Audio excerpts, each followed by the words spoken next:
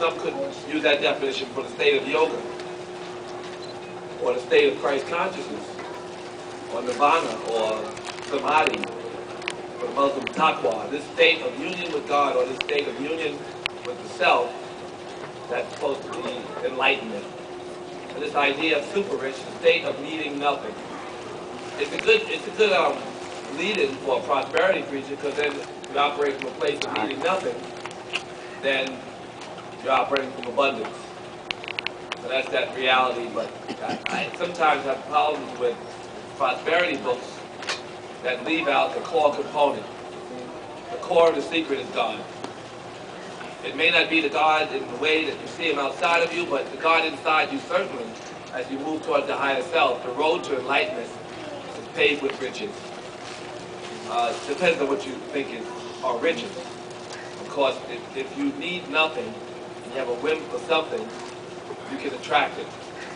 And that's the miracle of enlightenment. Those enlightened, Jesus would say, all these things I do, you can do, and even greater.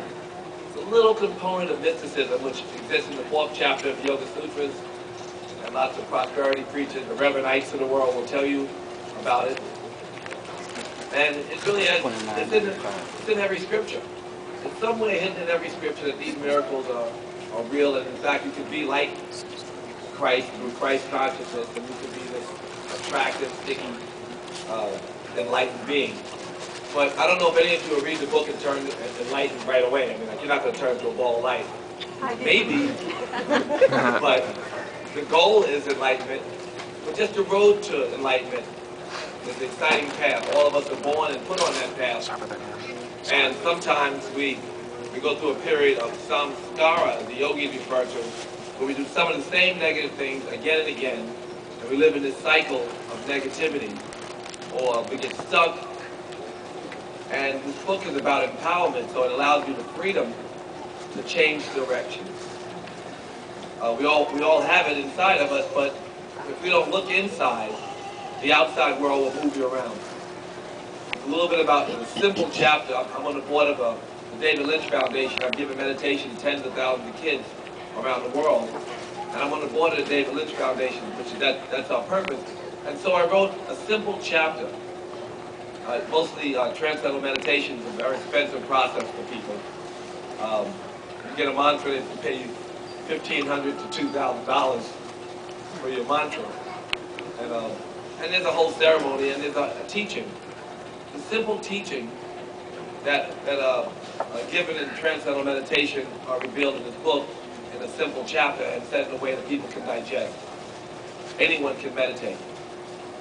The purpose of meditation is the purpose of every part of this book is about stilling the mind.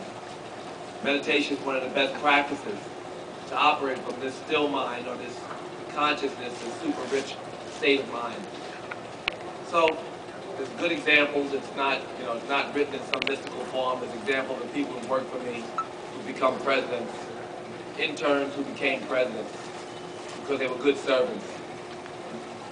There was a moment in that first chapter when I was worried that people would think, when they read that the book was about needing nothing, that they would throw it away. And especially Reverend Run made me very uncomfortable. So I put in there the story. A lot of Christians would know that Jesus taught 2 sermons. He taught one to the masses. If you live this life, you're this great servant, you're a good giver, you'll be a great getter. Don't worry, you can pay the Romans their taxes, it's all good. Just be good, right? Wake up, smile, give, keep giving, and I promise you there'll be a return. But he told his disciples, if you do these things, you'll be happier and closer to God. This book is more about making your work your prayer than it is about the results. In the scripture it says, the Bhagavad Gita, certainly in yoga scripture, and I know it's in all the scriptures too, you have control over your work alone.